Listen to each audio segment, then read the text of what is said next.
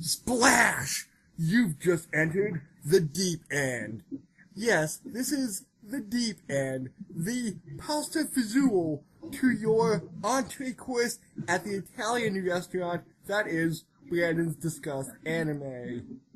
So, Brandon, are you still okay from the incident? I feel like we should be asking ourselves that, not just me. I think I might still have some blue fire in my hair somewhere. Yes. So, Gravity Falls. Is he still here? Hopefully not. God damn it. Why? Why did we have to make that deal?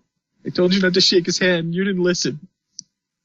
Hey. He promised me, You want to know all the secrets of the show, alright? I get it. But it's not worth whatever he wanted. Yes. So, where should we start on this further explanation? I mean that's a great choice. I have no idea where to start. Like, this show, I love this show. I started watching it like a couple months after it ended, right? And I just watched it all the way through. I'm kind of glad I didn't watch it as it was airing because of how massive the breaks in between episodes were. We think Rick and Morty's bad. This is worse. You had months between episodes at one point. Mm-hmm. And in between the mid-season 2 finale, they had a, 4-month break? Something like that. It was nuts. Mm-hmm. I would have been, pulling my hair out to know what happened next. Actually, I heard, and if any big fans of Gravity Falls, or maybe Alex himself, can hear this and can answer, I thought I read somewhere it was initially planned out to be a 3-season series, with the Northwest being the main villain of season 2, with Bill playing just a slightly bigger role in what would be season 3, with the whole Armageddon starting. So Ford would have been in all of season 3. That would have been an interesting thing to see that, actually, just to see how it unfolded a bit more and to get some more character development out of Ford himself. Mm-hmm. Granted, we do get a decent amount in the 10 episodes he ends up being in, but it would always be good to see more with Ford. The problem is, though, because of his problem with Stan, right? Mm-hmm. How they both don't get along with each other. I guess it makes it a bit harder to believe if you had another season with both of them together, that they wouldn't be able to come to terms.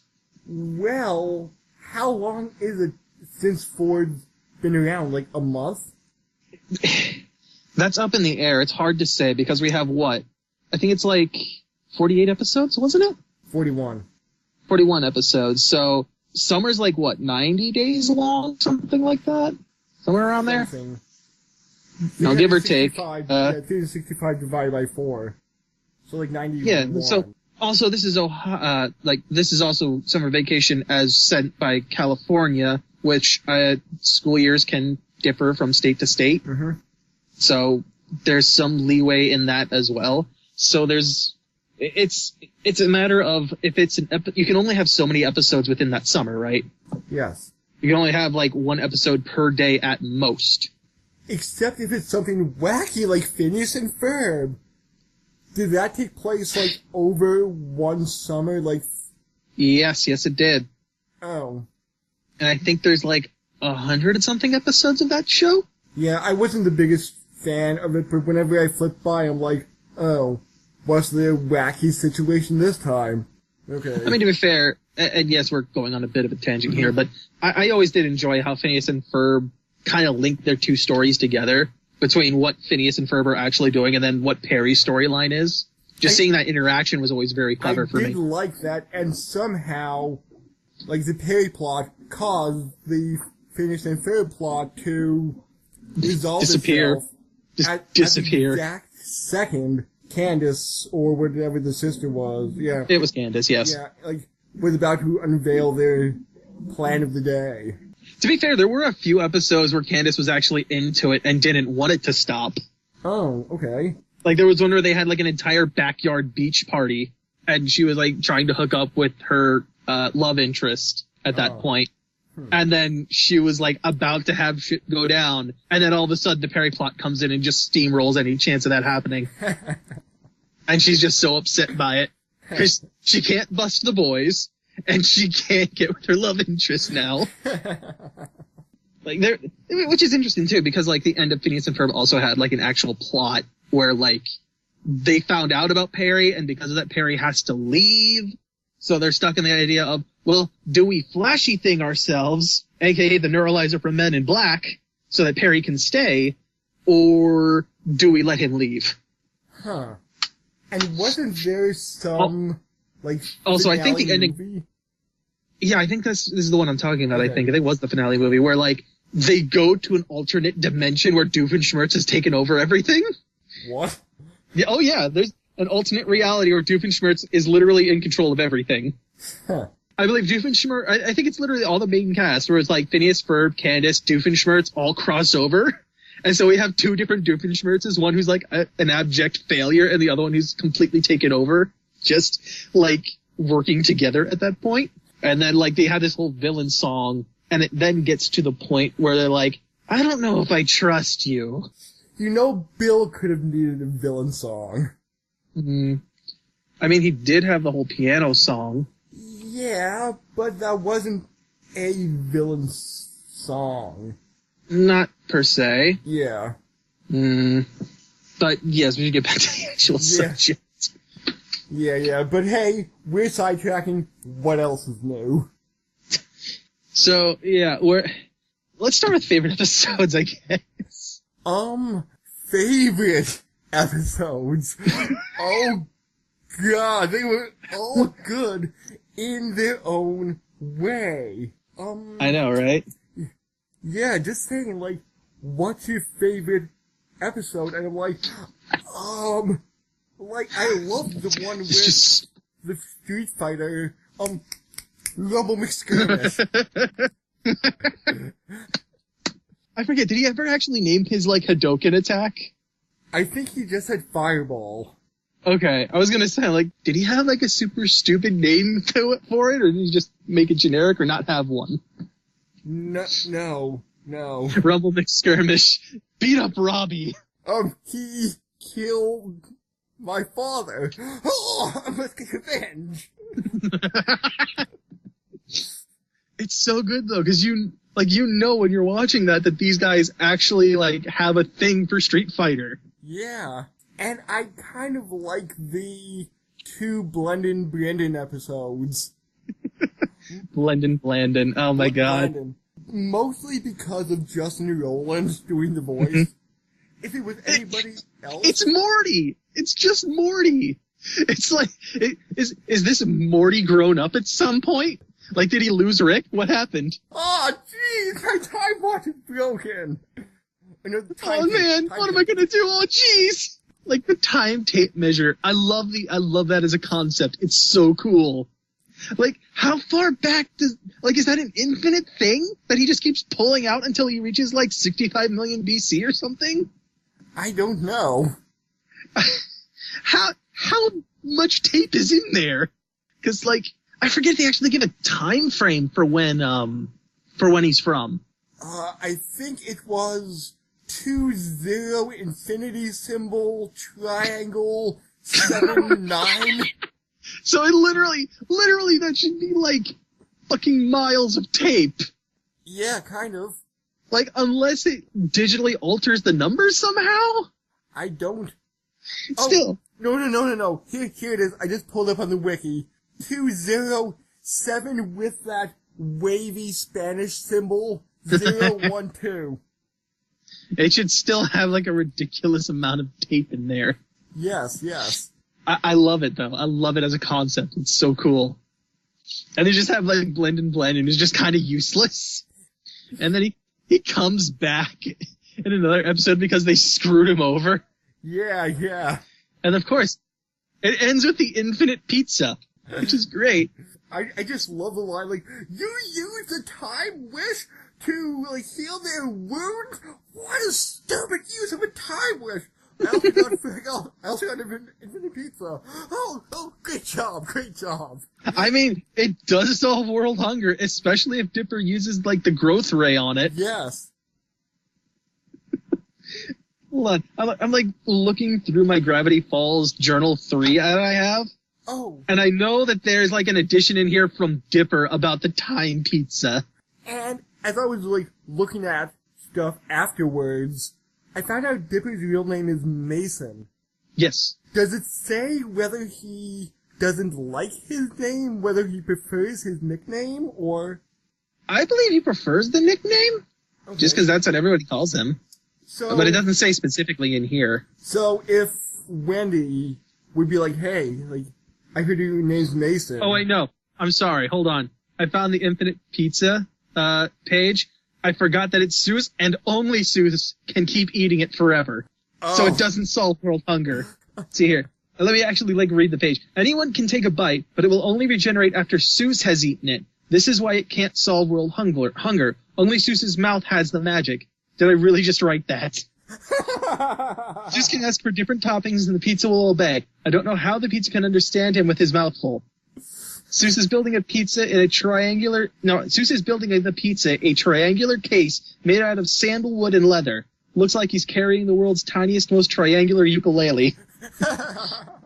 It may be infinite, but it's also kind of greasy. Seuss should have also asked for infinite napkins. And there's like a grease stain on the page that just says grease stain with an arrow pointing at it.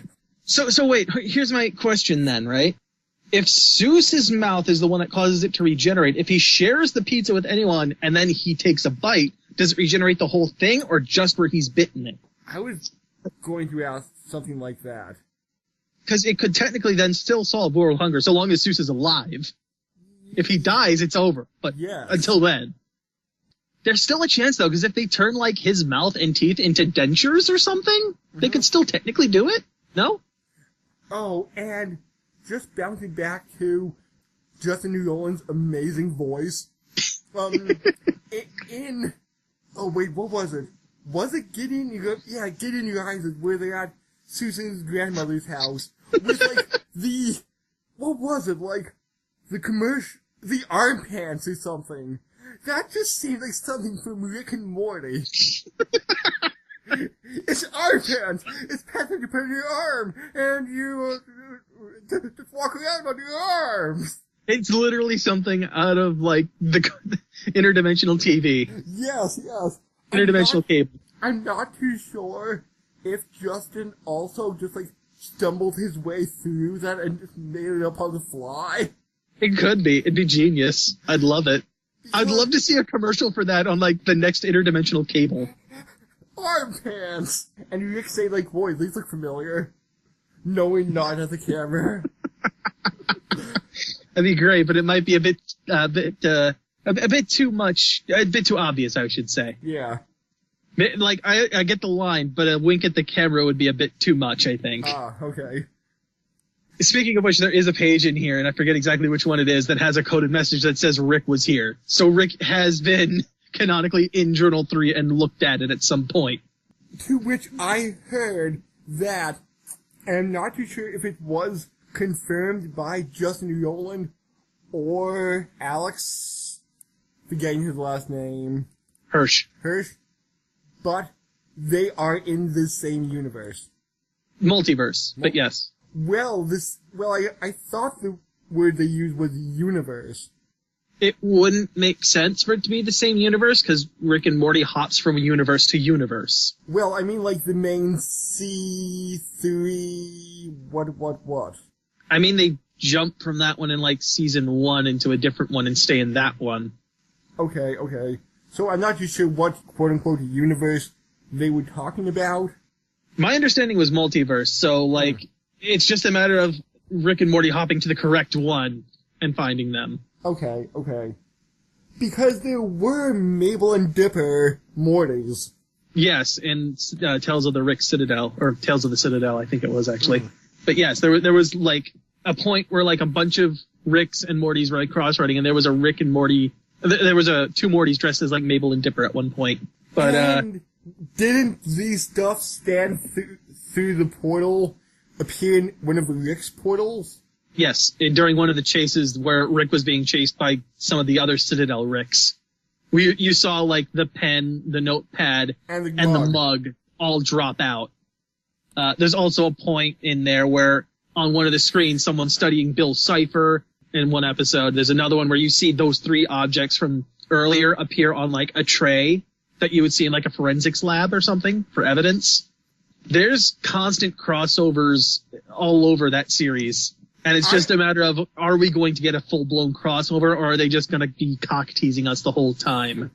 And I just wonder if there's some really hidden Rick and Morty reference in Gravity Falls. I mean, like, the show itself. There might be, but I haven't seen it. Like, it comes down to which episodes aired before the other ones, and I would have to, like, sit down and research that stuff. I think it's possible, but I don't know where. I think most of season 1 of Gravity Falls was before season 1 of Rick and Morty. Mm-hmm. So if there's gonna be, it would be season 2. But, yeah. Is there any other, favorite ones that you wanted to mention? But before I get into other favorite episodes, but you said that this needs lots of rewatching because Blendon appears in, like, the first 3 episodes in the background, something I didn't realize until you told me about it, and I watched it again, and I'm like, oh my god. Yeah, Blendon just pops up around in the background in almost all the episodes. He's just somewhere there. All the episodes? I'm pretty sure it's most of them. He seems to be in the background of almost all the episodes at some point in an episode. Wow, I thought it was just like the episodes they screwed with in the beginning. No, he's in most of them. It's just a matter of I don't know where. Oh. Like, I remember specifically the one with the gnomes, just because I remember the golf cart flying by, and he's in the background of that. Huh. But I don't remember where he is specifically in the other episodes. But he pops up there a lot. The one where they first got Waddles, well, wait, never mind, that's with Blendon. That's the time pick. Yeah, I'm just going Time Traveler's pick. I'm just going by titles now, just to jog my memory. Land Before Swine, which one? Oh, that one with the That's the dinosaurs. That one was good too. The fact that Stan has to save Waddles. It's great. And he hates the pig so much, he just wants to leave it behind. Speaking of Stan, he's such a great role model for these kids. Yes. On a Disney show of all things. Yes. How he is like a con artist, thief. He's just maybe he's a even pervert. Piece of shit. I don't know. He's a constant piece of shit. And he's the role model for these kids. It's so good. He's a womanizer. I mean, we had that whole thing where he's like trying to show Dipper what to do. I don't know if you saw these, but the Hide Behind, the animated short, that was... I have not watched the animated shorts. I need to. Yeah, but basically, Hide Behind is something that's always behind you, and even if you turn around, it will still be behind you, and Dipper is trying to find the Hide Behind. Except, like, since he's looking through the journal for information, and he goes like, must be just a myth. Closes the book, walks away, the Hide Behind pops out from like a tree, starts following Dipper. Dipper turns around and hides behind another tree. It's like the same thing as like, I forget what episode it was, but like, I think Dipper mentions like the invisible wizard in their closet or something, and like the end credit sequence is like literally the wizard showing up in their closet. The Wax Museum, that was a great one. the fact that, God damn it, who was it again? Whose head was left? The fact that Larry King's head is just constantly in the vents. Do you want to know something funny? That is actually Larry King doing the voice. I thought it was. It was so good, though.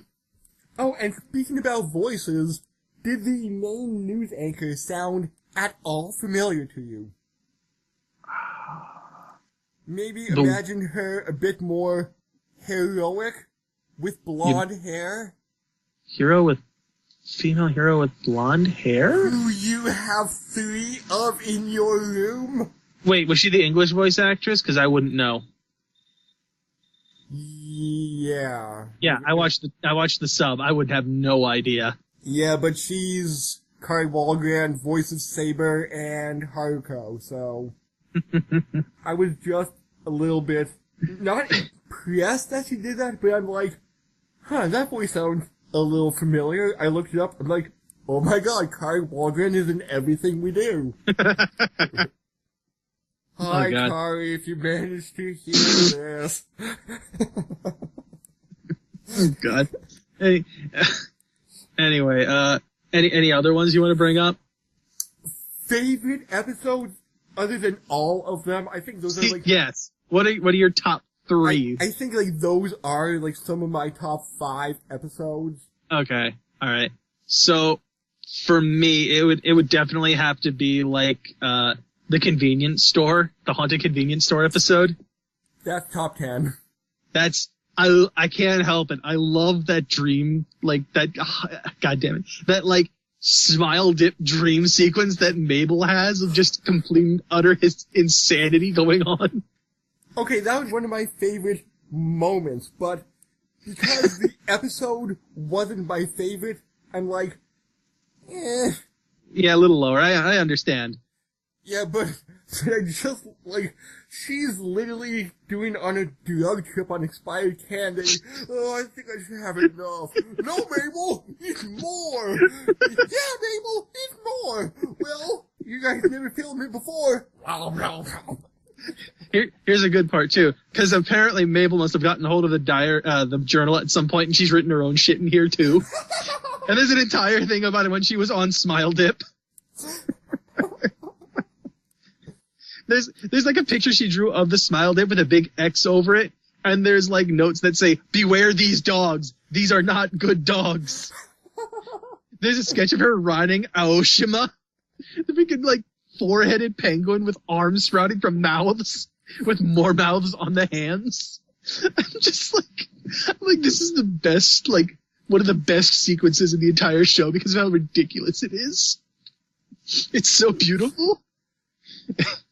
Yeah, this series was really, really, really well written. It's so good. Like, yeah. And the fact that, like, stuff from previous episodes starts tangling together and, like, you have references to previous episodes just in dialogue. Yeah. Like, I remember there was a point where, like, Mabel was saying something that sounded somewhat crazy, and Dipper's like, "Be careful, Zeus! She's gotten into the Smile Dip again!" And I just remember her listing off all her boyfriends of the summer, like a mermaid, like gnomes, vampires. I don't remember vampires. Oh, Dipper, I don't tell you everything. That's a day we missed, apparently. Like, there's the episode, what were one of my other ones? Aside from, like, the entirety of Weirdmageddon, because I'm just gonna include that as one full thing. Oh, yeah, same. Like, I can't separate that into 3 parts. That's one full story. I actually watched it as a movie earlier this morning. Mm-hmm.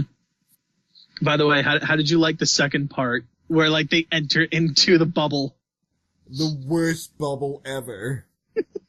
And it's literally just, like, crazy Mabel world. Oh, yes. To be fair, there was some goddamn creepy imagery in that episode. Yeah, with, like, Wendy dissolving into slugs. Cockroaches or slugs or bugs or something. Like, when everything went from, like, cheery and happy to, like, that really dark moment where it's like, "You shouldn't have done that, Dipper!" I'm just like, oh god, what the fuck? And especially where, again, you get to see Bill as, like, the biggest possible threat there is. Like, what was it? It's, where Pacifica's dad comes up and is like, "Hey, I'll be one of your 4 horsemen of the apocalypse." "Oh, that's funny. Let me switch around every single function of every single orifice in your face." And then he had, like, an eye for an ear, and, like... The other ear's a nose. I'm just like, oh my god, oh. Well, he's Bill Cipher. I know, and up until I think that point, you were saying he's funny, but he doesn't feel as threatening as he probably should be. And I think that's why I would possibly like to have a 3rd season, 3 instead of 2, where the 3rd season was a little bit more build up of Bill's, like, evil psychoticness. Let's hold off on that for just a little longer, because I want to finish up with that. Okay. Because I have things I need to say about it. Does Bill have anything left to say? he may be right behind us for all we know.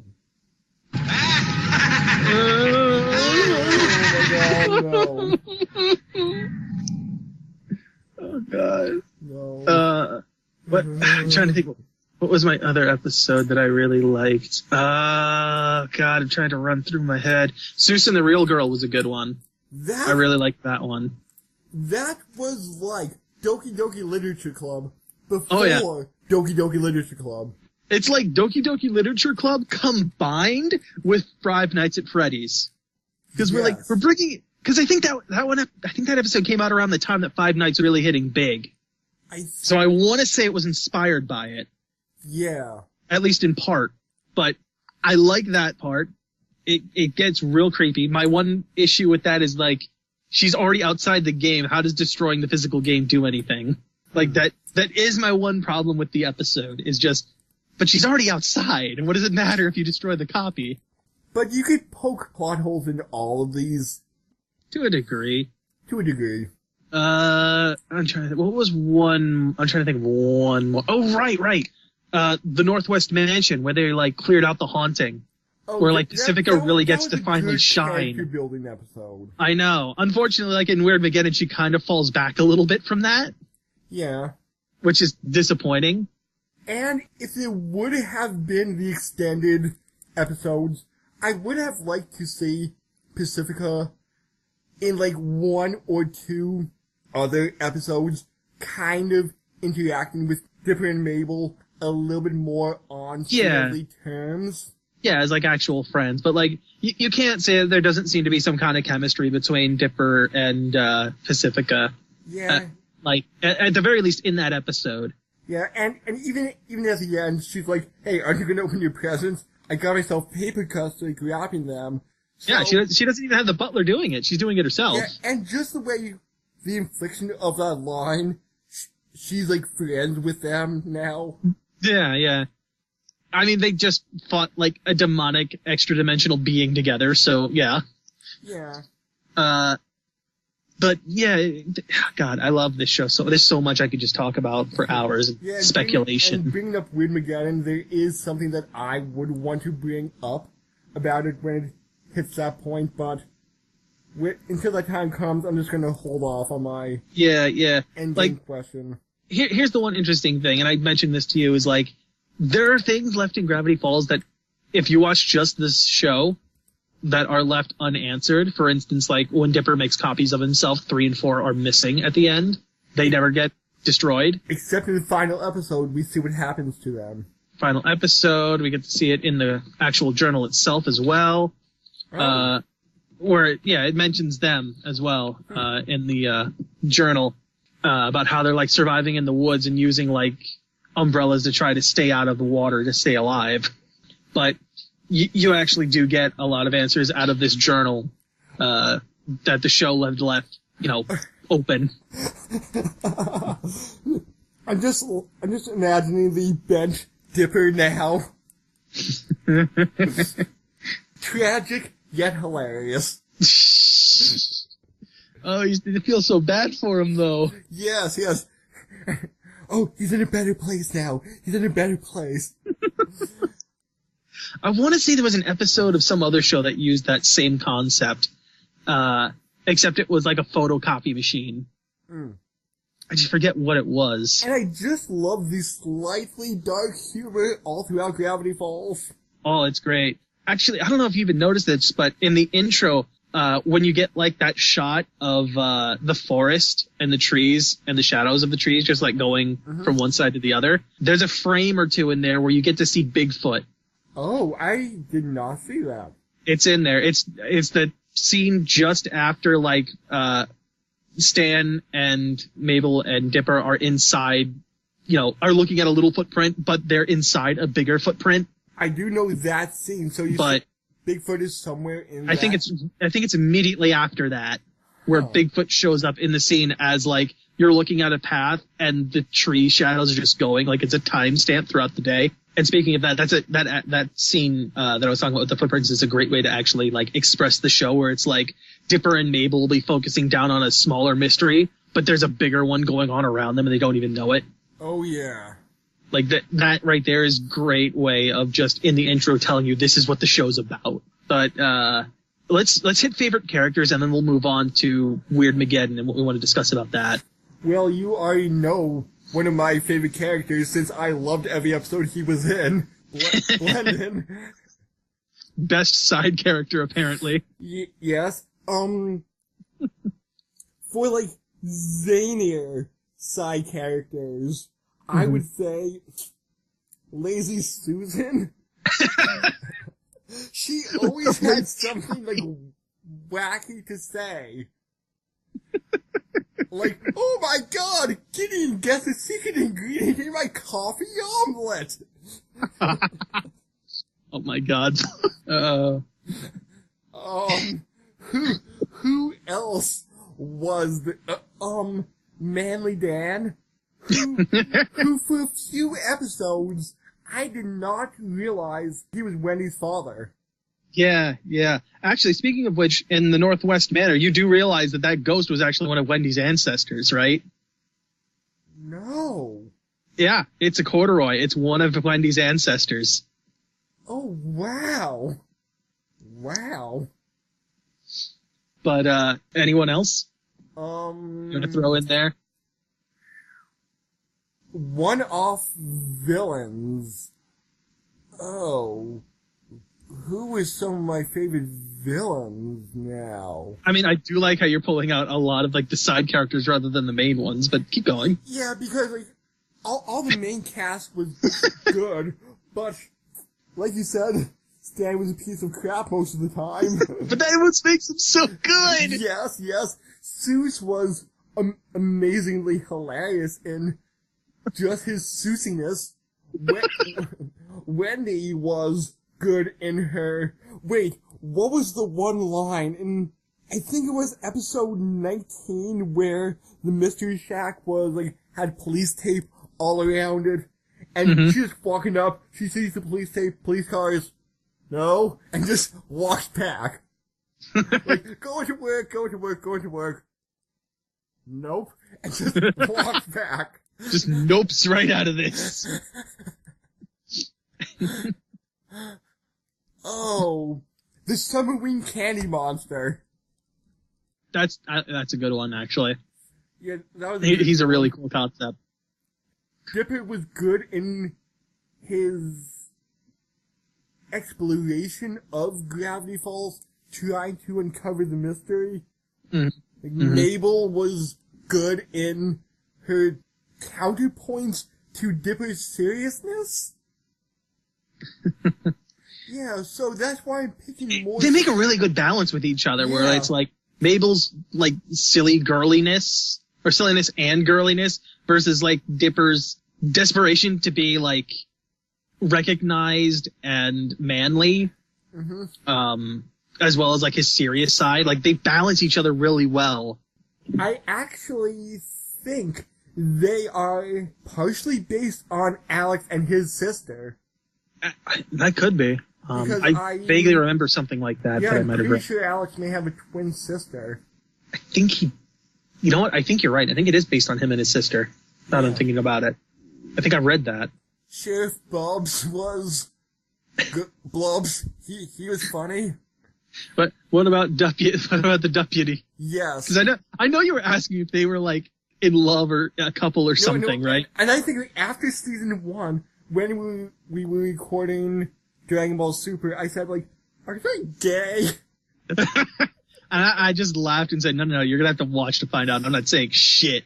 And yes, they are. Not that there's anything wrong with being gay, but it's just like a little bit like, huh. I'm more interested if like that relationship was not in place until the end, or if it was always there. Yeah. Right? I'm very curious about whether that was the original plan, or if they were just there to play off of each other. Because as it went along, they seem to have gotten, like, closer as a relationship between them, and not just partners. Mm-hmm. Well, I kind of like Toby Determined too! Wait, what was the name he was going by at the end? It was T something. It was so stupid. I'm trying to because he was wearing like punk. That was it. He comes out wearing like punk gear. It's like, I'm no longer Toby. Call me Bodacious T. And Wendy's just sitting there just like, nobody's gonna call you that.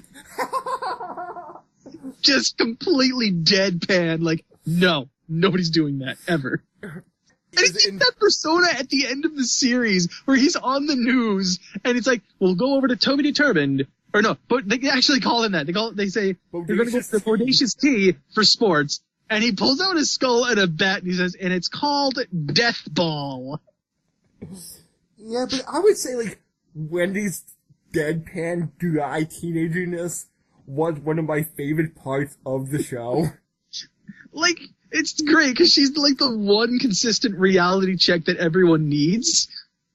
Like, when even Dipper's lost it, she will constantly give you the reality check. Almost always. All right, for me, right, I have to say Wendy is up there as one of my favorites just because of that. Because she's literally a girl in a family of men. I don't even think we ever see her mother. I think according to some source, their mother isn't with them. So either she's passed on or she's divorced. Separated. Mm-hmm. Yeah. But she's the only female in a group of men, in a family of men. Manly and on top, man. She's a teenager. I love it. I love the fact, like, it wouldn't shock me, right, if Wendy would decide, like, she does not want a manly man as, like, a husband, just because she's had that her entire life. And because she is a bit tomboyish in her actions.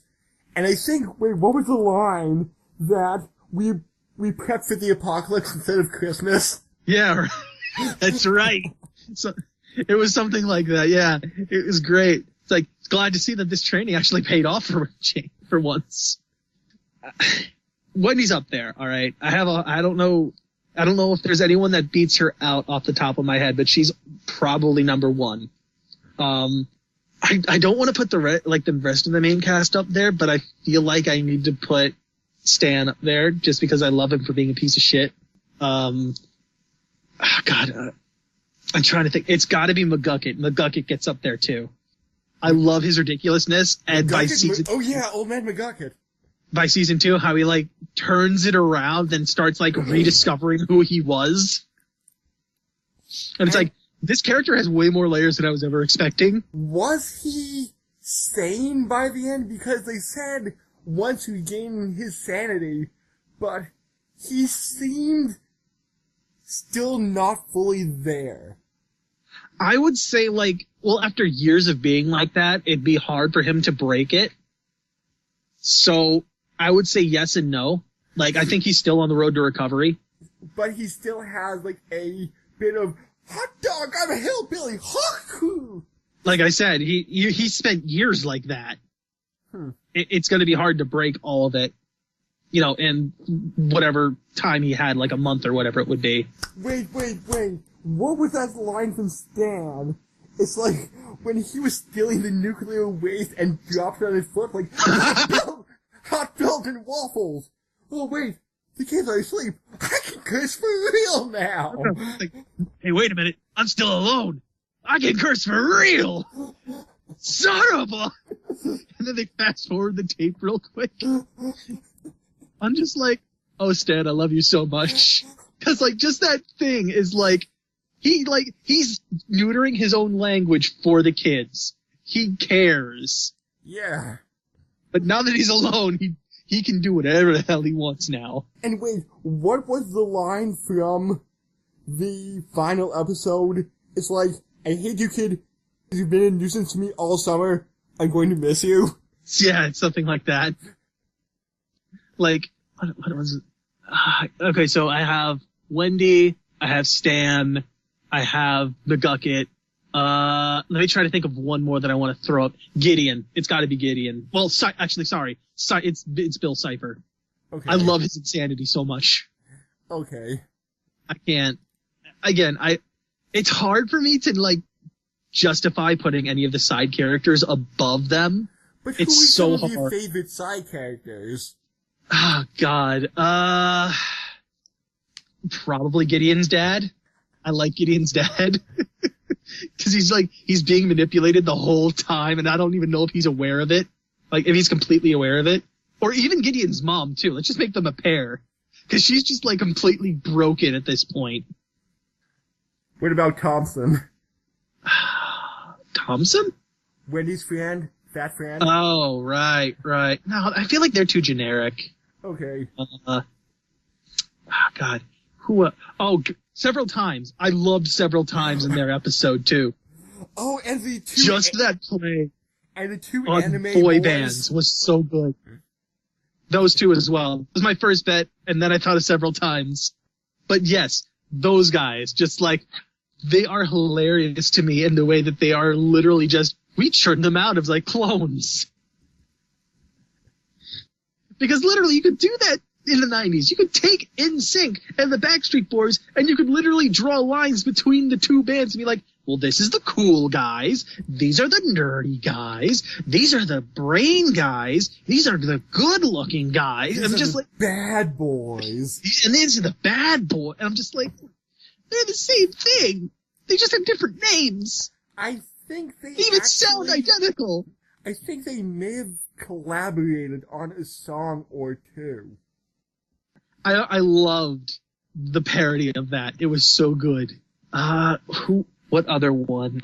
I did like Blendon Blandon, but I'm not going to pick him just because you already have him there. But you have to admit, Justin Roiland does awkward amazingly well. Oh yes, it's beautiful. Would Waddles be considered a side character? Because I'll pick Waddles. Yeah, and I'm like he's always good. And I'm shocked that Frank Welker did not do Waddles, because whenever there is an animal in a cartoon making animal noises, Frank Welker is the name you turn to. It was, D something. I don't... whoever voiced Blobs. Wait, really? Yes. The guy that voiced Blobs? I thought it was the guy It's Neil deGrasse Tyson. No. I meant the pig noise Waddles. Whenever It's Neil deGrasse Tyson. No, I know, but that's speaking when he's speaking normally. Oh, okay. Yeah, All right. But when Waddles is making pig noises, I'm looking on the wiki page. D. Bradley Baker. D. Bradley Baker, okay. It's D. Bradley Baker. That's not who I was thinking of, but I was a little bit surprised that Frank Welker did not do the voice of the pig squeals. Because as I was saying, animal making animal noises, call Frank Welker. Oh, let me throw in the FBI agents too. Oh, the two yes. FBI agents. They were good. Those guys were hilarious. Who also seemed like they're in a relationship, kind of. Maybe? I mean, they did come to Pacifica's party, one of them dressed as a woman. And trait. And then they argue like a married couple because Tambry lost the communicator or the cell phone or whatever they had. No. To contact the outside. No, Tambry is the teenage girl. Sorry. Anyway. Yeah, and she's like, not even gonna ask. Yeah, she just walks out. But, yeah, they're like arguing like a married couple in there, and I'm just like, are you two a thing, or what's going on here? But I think that's enough. Let's try to like get on to Weird Mageddon and our thoughts on that in general. Okay. D. Bradley Baker. Oh, nothing that I recognize. That name sounded familiar to me, but does. But I don't know why.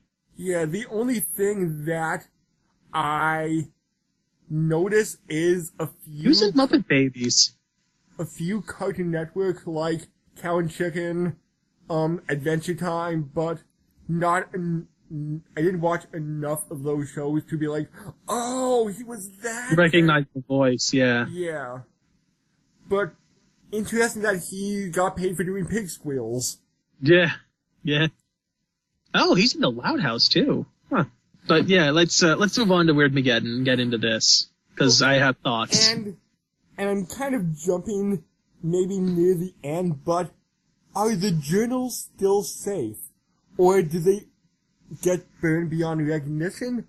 Or I believe they were all destroyed by Bill. I don't think there was ever anything showing coming back. Okay.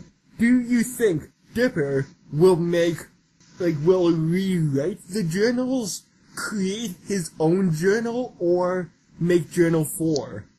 It would not surprise me if he makes his own journals. Do you think they will have a pine tree on the front?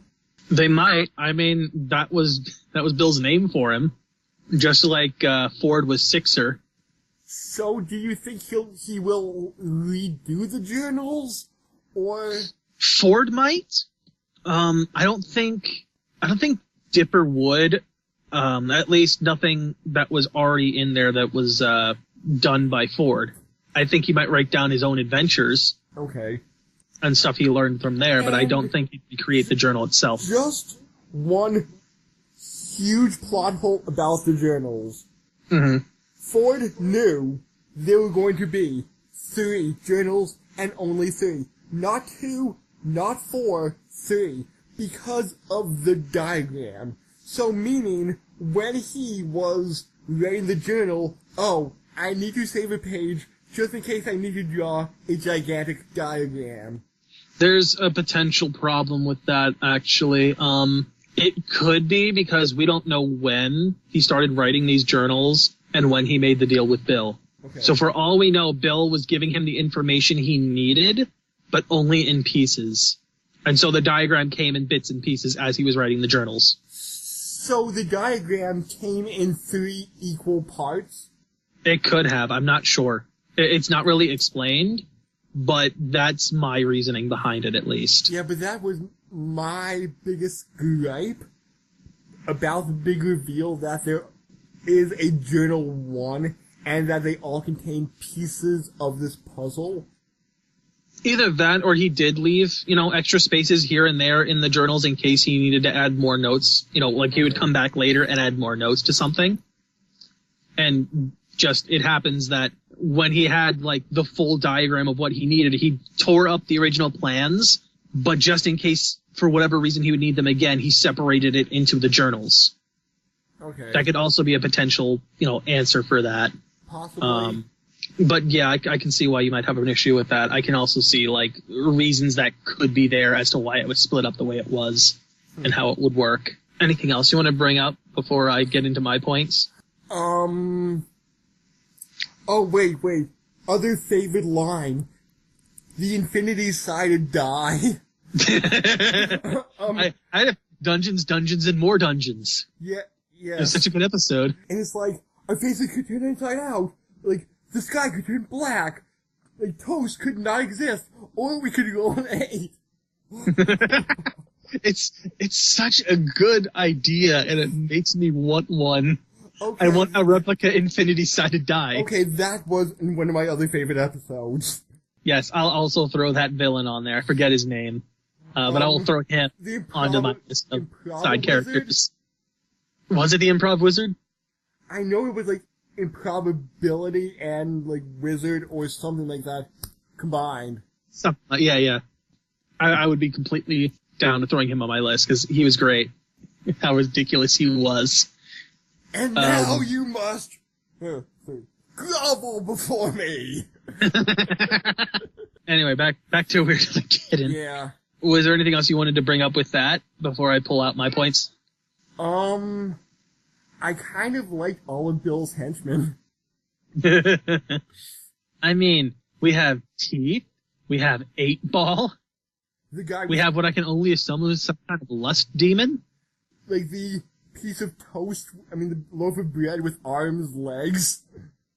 And fur. Yep. And the monster with 87 faces. That's 88 faces! Whoa. Jeez. I'm testy. Somebody has a sore spine. But, I don't know if you know this, but there was actually an ARG at the end of Gravity Falls. To find the Bill statue. Yes, to find the Bill statue somewhere in Oregon. So, was it determined from the beginning to be in Oregon? I believe that it was said it was in Oregon somewhere. They were sticking to, like, the idea of Gravity Falls being in Oregon. Just the size of it compared to people, you can't hide that too well, because I saw Alex I think he was more squatting. He was. Yeah, but not a full squat, but it was as tall as him, so... I was gonna say, wasn't it also buried in the ground? Slightly? Slightly. So that thing must have been a good 4 feet tall, so that thing wasn't hidden that well. It was in the woods, though. Like, it was hidden somewhere in, like, woods somewhere. Like, you look at the picture with Alex Hirsch there, right? And it's clearly, he's in some kind of, like, wooded area. I guess you can say it's hidden in that respect.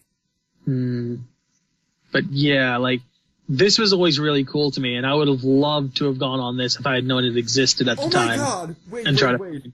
The cat judge, Judge Kitty Meow Meow Face Schwartzen. Do you No. Yeah.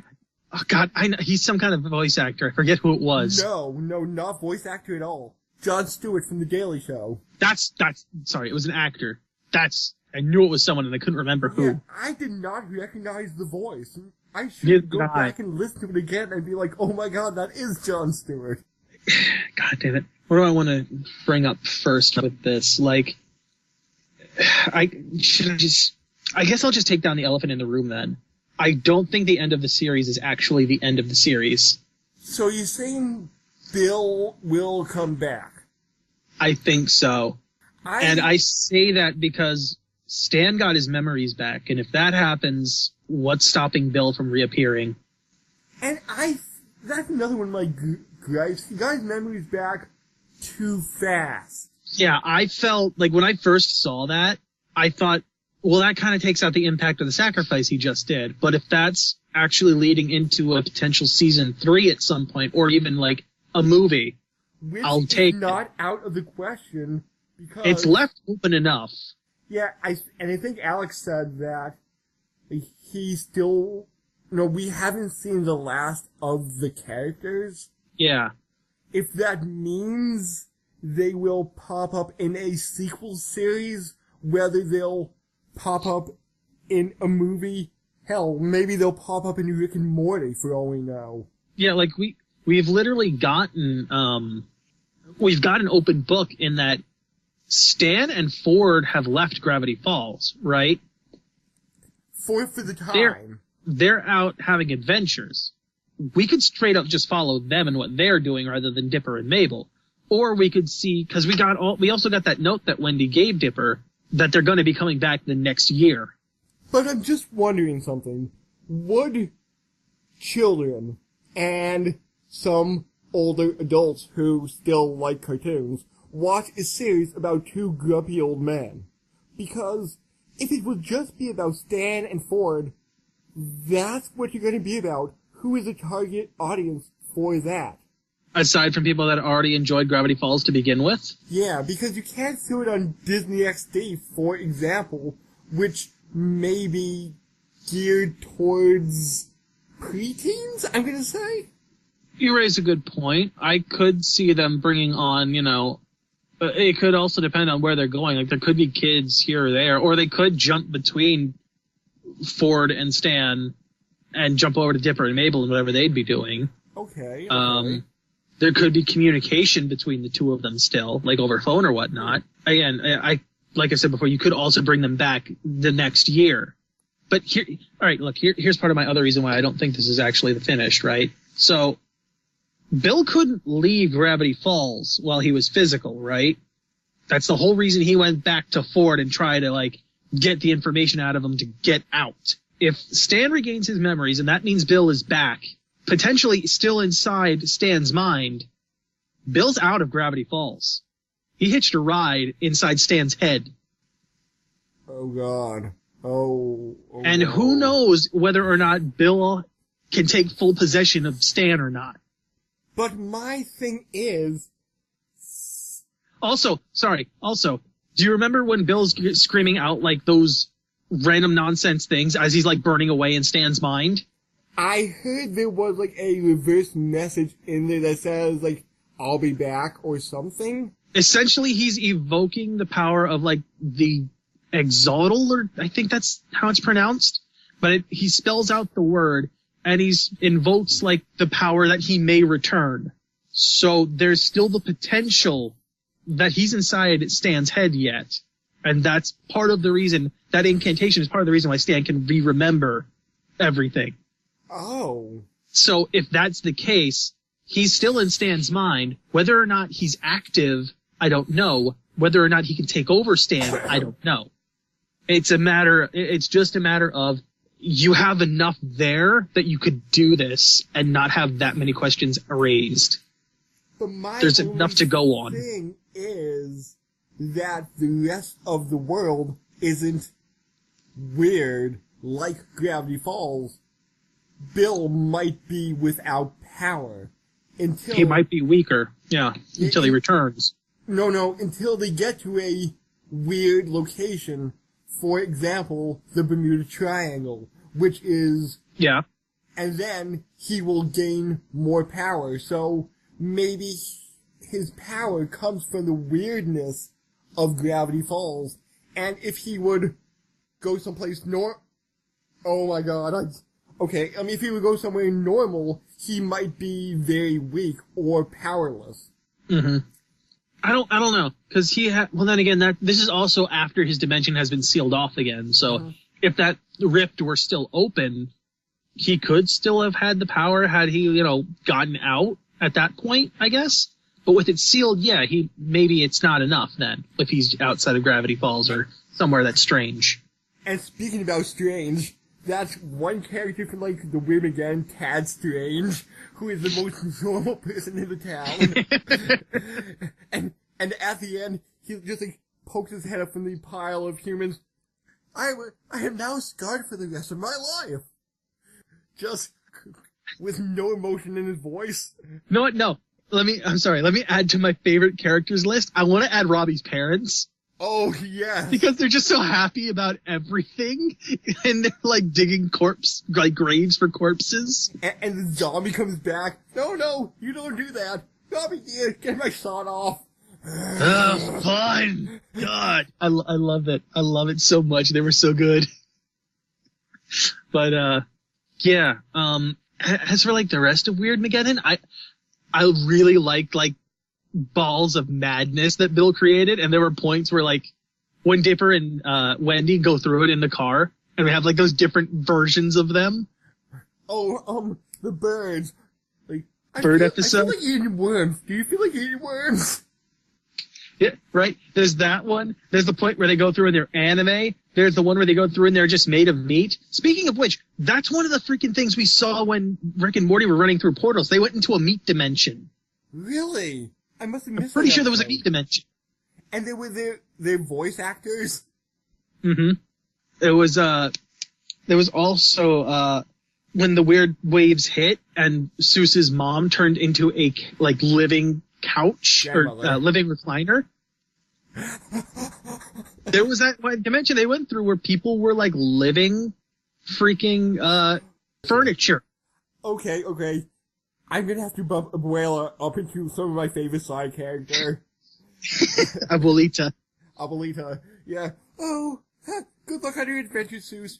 I'm going to take a nap. And she just unfolds. Well, I mean, there's the one where like, right at the end of Weird Again, when Seuss gets to become Mr. Mystery, and she's already got a moving van, and she's walking in with a suitcase. I'll move in immediately. She's like, what the fuck? That was fast. Okay. No. She so much reminds me, and it's not just because they're both Latin American, but Consuela from Family Guy. No, but it almost seems like the exact same character. Mm-hmm. Like Stan, no, something happens and a jar of jelly gets on the wall. I'm going to vacuum the wall now. Which is like something completely nonsensical, but I I don't watch Family Guy as much as I did in the past, but I could imagine Consuela saying something like that. Oh, and Stan then kisses her. I'm going to vacuum my face now. I mean, Consuela would have like much more broken English, and I feel like she's less. I don't know. I feel like she's got a lot less English on her side in that case. No. Lemon pledge. Or lemon pledge. But yeah, I feel like Consuela doesn't have enough like English on her side to really convey those things. Yeah. But if she did, I could probably see that happening. But yeah, I don't think the series is over. I think it's just a matter of time before we get a movie or season 3 to follow it up.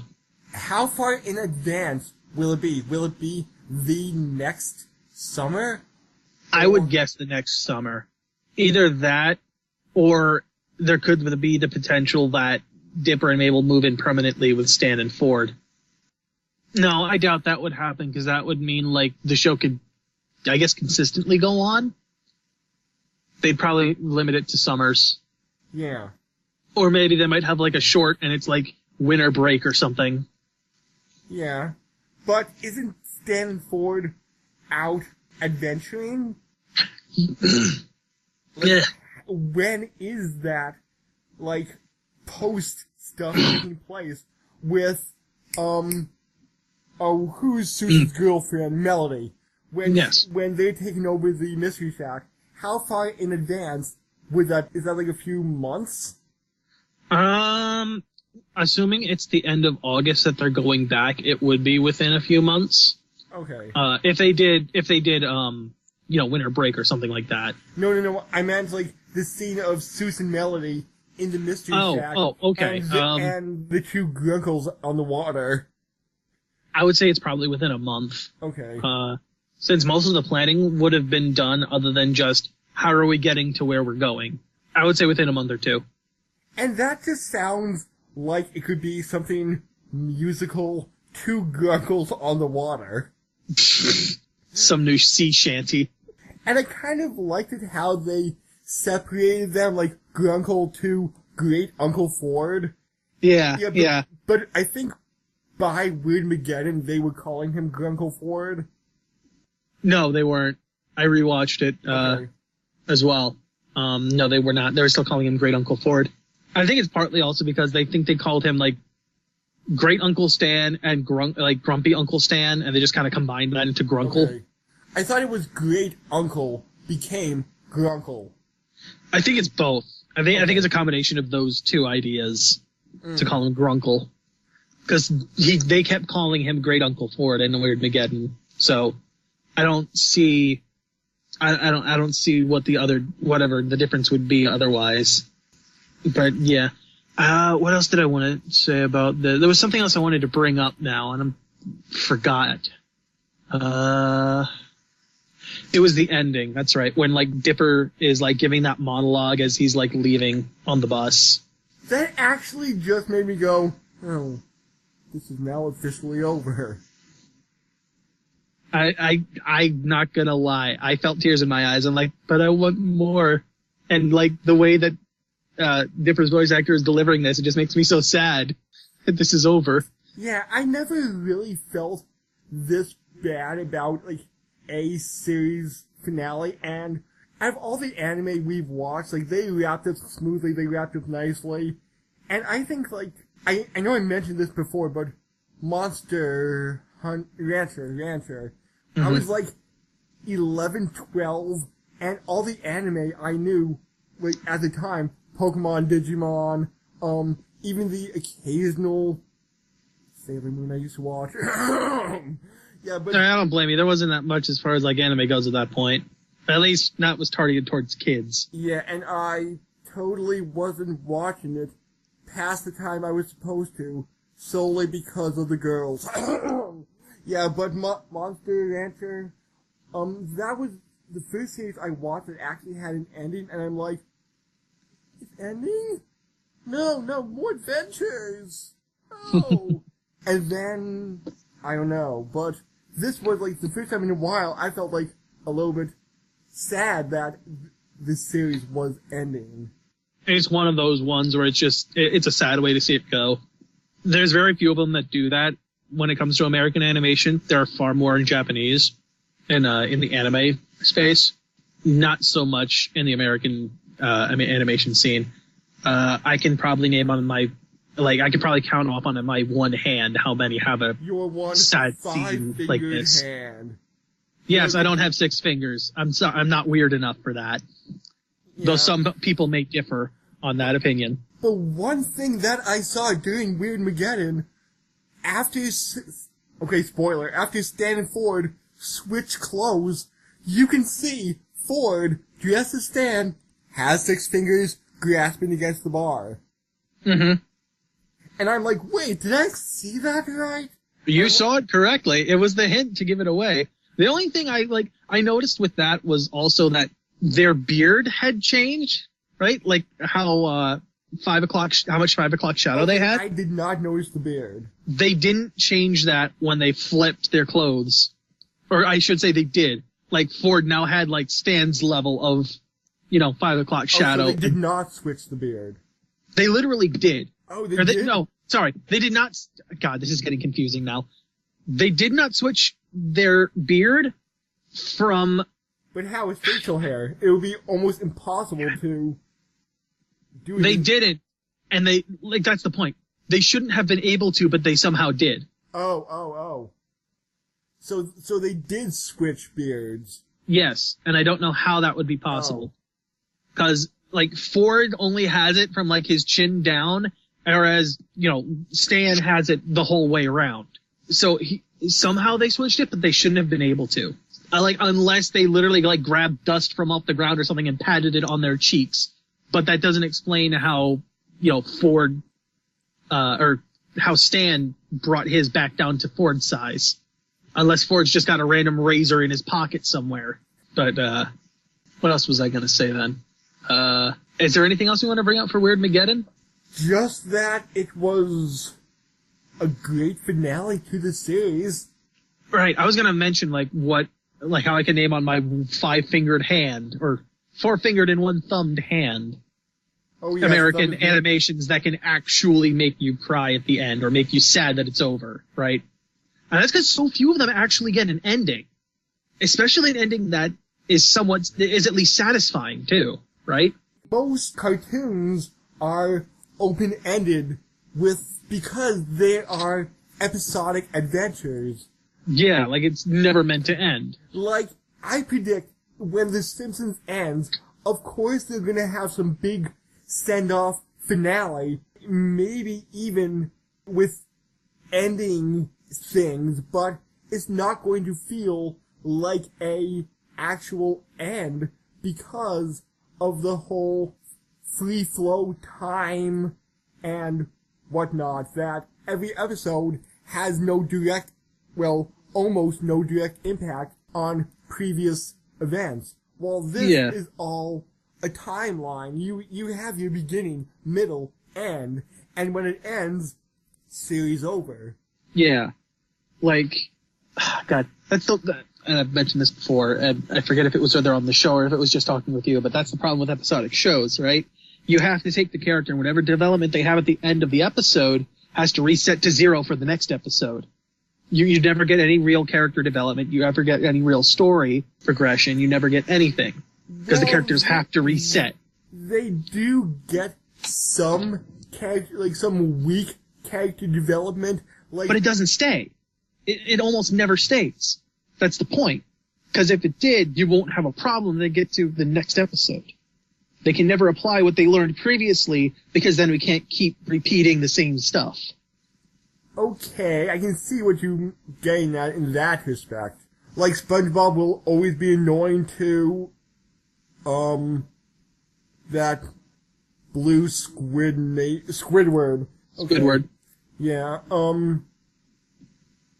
and he will always be a horrible driver and stuff like that, so... Mm-hmm. Yeah, and those are, the only 2 SpongeBob things I know about.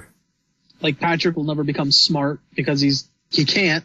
His character needs to stay dumb to be funny. SpongeBob can never, or even Squidward, even if Squidward starts learning stuff, he can't keep it.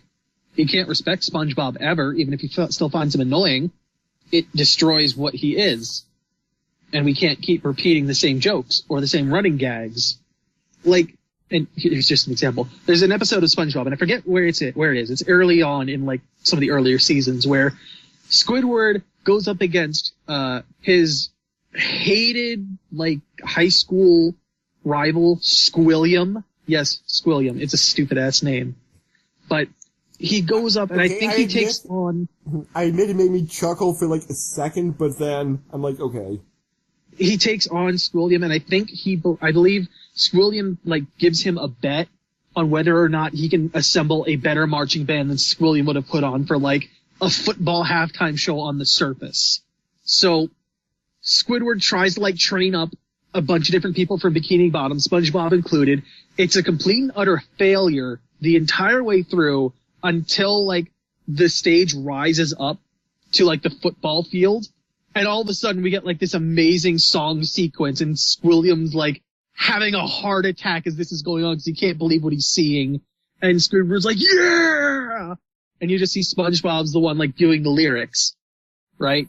And It's one of the few times where Squidward's like extremely happy and ecstatic about something. But you know, we can't bring that up in the next episode or respect SpongeBob because he managed to help do this. Oh, no. Because then we lose the gag. Then we can't have Squidward, you know, actually hate SpongeBob the way he's supposed to. You have to reset to 0 at the end of every episode if you're doing an episodic series. It cannot be any other way, or you destroy it. And I understand it in some regards, but it's also disappointing. Because, I mean, short of, like, how clever the writing itself is, it's the same shit from season 1 that we're seeing again in season whatever it is now. But, yeah, like, getting back to my original point, I'm gonna say, like, Kids Next Door was one that, was a sad ending to see. I know you don't like this series, but Ed, Edd n Eddy was a sad one to see go. But, Gravity Falls, I'm trying to think of, like, 2 more, if that, but as far as, like, a series ender with a finale, I think those are the only 3 that I can come up with off the top of my head right now. From American animation, at least. And that's just 3. Like, that's how sad it is with how constantly our shows have the same format. There might have been something for Adventure Time, but I've never really cared for Adventure Time. I think Adventure Time may mind you, may be in this last season now. Okay, so it might have something, or it might not. I don't know. From what I've heard about Adventure Time, that it does have some feeling moments, so its ending will probably tug at your heartstrings a bit. But will it be satisfying is the other question. I have not... Because that's also part of it. Like, this has to be at least a satisfying ending as well. I have not even if you want... any sorry. Adventure Time recently. Yeah, even if you want more, it has to be a satisfying ending. Regular show would probably be another one, but again, I've never cared for it, so I can't say. Okay, that's, like, reverse for you and I, because I love regular show. Except I didn't see the final season.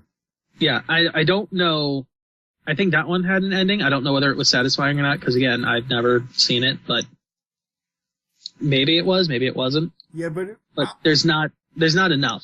My point. I think I read about it, and they all decided to go their separate ways, and like 30 years later they came back to the golf course or something to meet back up, and it was like one of those, hey good buddy, haven't seen you in so long type of endings.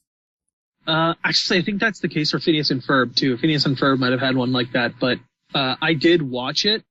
Like, I watched at least the clip where they come back and meet up with each other, and I think they were going off to college or whatever, and I'm like, this is alright. I wouldn't say it's satisfying, but it's alright. I think I may have seen that clip. Didn't Phineas get with his girlfriend he got with Isabella, who had a crush on him, like, for a while, and he was just blind to it. And then he started crushing on her after she gave up on it. And then it was just kind of like, nothing ever came of it until they were going off to college, and he finally, like, confessed. But yeah, I saw the clip of that, and I'm like, that seems alright. Maybe it would have been better if I saw the whole thing, but Phineas and Ferb was already an episodic series. To tack on an ending like that, I don't feel like there was going to be much to do with it, which is why I don't feel like it's satisfying or would be satisfying. But now we're kind of getting into different subjects again. Yeah, and just jumping back to Adventure Time, as of this recording, there are 4 more episodes left in the series as a 4-parter to be determined. Okay, so there could potentially be a good ending to it. Who knows? Until it happens. We should talk to Orion since he loves Adventure Time. I don't even think the original Ben 10 had a good ending to it. Like, there was a good end movie, I think, but it never really ended it. Because they came up with, what was it? I think it was like Ben 10 Omniverse or something like that. Came after that. I don't know with the Ben 10 storyline, like, the pieces in order, but I know there was 2 sequel series, him as 14 and him as 16? Alien Force, that was it. Okay. Alien Force was the secret to the sequel to the original Ben 10. And then I think Omniverse was the second sequel. No, Ultimate Alien I think was technically the second sequel. Omniverse was like a reboot, I want to say. Oh. Like, they've rebooted the series so much it got sickening to me. I liked the original one, then they went into like Alien Force and Ultimate Alien, which changed up the art style, which I didn't like. And then they went into Omniverse, which was like, this is so drastically different, I really don't like it. I think I've seen shots of it. It seems borderline anime, but not quite. The original Ben 10 was like borderline anime, because it was around that time where anime was inspiring a lot of stuff. Like in the America. original Teen Titans. Yay. Yeah. Teen Titans Go! Get that away! Burn it with fire! To be fair, Ben 10 Omniverse is like, I'm gonna say an upscaled version of Teen Titans Go in like the art department, but not by much. Like I don't care for it. Yeah. Oh, right. You have told me your like rabid disdain for Teen Titans Go. I'm sorry. I do not like it, especially, and I think a lot of it comes from the fact that the original Teen Titans never had a solid ending to it. Like, that's part of it. Yeah, and Teen Titans Go is like, loses all the drama the original had, and now he's making it flat out comedy. Well, here's also the problem too, and this is actually getting into the idea of why Teen Titans didn't get the final season it was going to get normally, and that was the whole thing that went down with Aqua Teen Hunger Force, with like the quote unquote bombs in New York City that caused the, Boston, that caused the CEO to step down. Because the new CEO did not renew a new season. That was the problem. They never got that new, I think it was season 6 as a green light. They were stopped. Like that's what happened to a lot of things. Like there was supposed to be a sequel series to Kids Next Door, which was going to be like Galactic Kids Next Door, because they set it up. And it would have been real cool to see. And then because the CEOs got switched around, it was never renewed. It was never taken up. Because this new CEO was all like, we need live action on our Cartoon Network. I just remember early Cartoon Network, and one of their promos is like, we'll show cartoons forever and ever, until the end of time. And then, when I first saw Cartoon Network was showing live CN Real. Yeah, I just like went, well, time has lost all meaning now. It's dead. Cartoon Network killed itself. It's dead. Dude, what would happen? Destroy, build, destroy. Oh god, it was so bad. Because that's honestly part of the reason I stopped watching TV, was because it got that bad. Because Andrew C.K. was the host, I could tolerate that show. Not tolerate. But now we're getting onto other tangents again. I think we should probably call it here before we lose, the one viewer that's still listening. Yes. Don't worry, we're getting to anime again next week. Yeah, I've been wanting to talk about Gravity Falls for a while, so this was probably on me if you want to blame anyone for it. So, I think it's time that we say goodbye to everyone. Yep. Catch you later. Later. Remember, reality is an illusion. The universe is a hologram. Bye, Cole. Bye!